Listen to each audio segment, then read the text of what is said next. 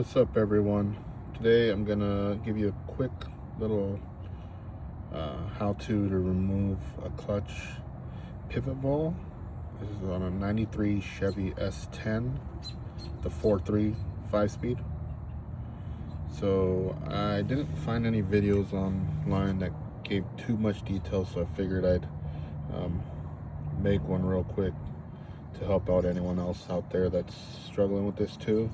So those are our press-in clutch pivot balls.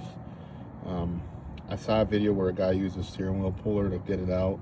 I tried that and I couldn't get it to work. And then after doing some research online, some guys talked about using a vice grip with a slide hammer to get that off, but I couldn't find any videos of anybody doing it, so I figured I'd make one. Unfortunately, I already did it, but I can at least still walk you through kind of how I did it. So it does work better with the slide hammer, I think, personally.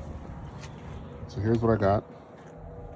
I ordered these adapters off of Amazon.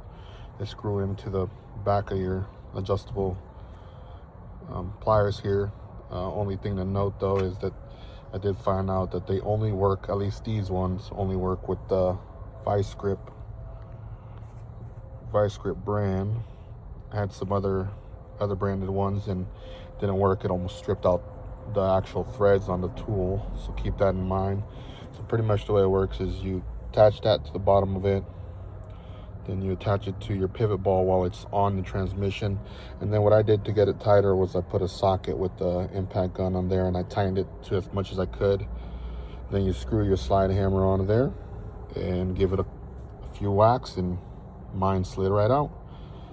As far as getting it in, what I did for mine was I went to Ace.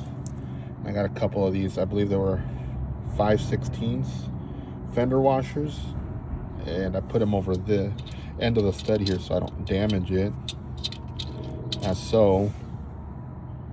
And then I grabbed the socket, impact socket with an extension on the end, over it like that, and I just tapped it in till I got it flush with the bell housing there.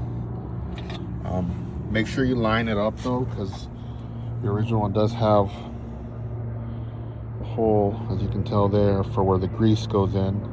The new one has the same thing, so make sure you line that up so it's facing with your grease cert there, so that way the grease can still get through it.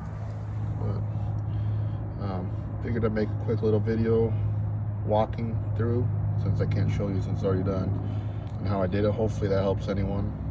I'll put a link on the bottom to this toolkit here and to that pivot ball for anybody that needs it. Hopefully that helps. If you found this useful, give me a thumbs up. Appreciate it. Have a good day.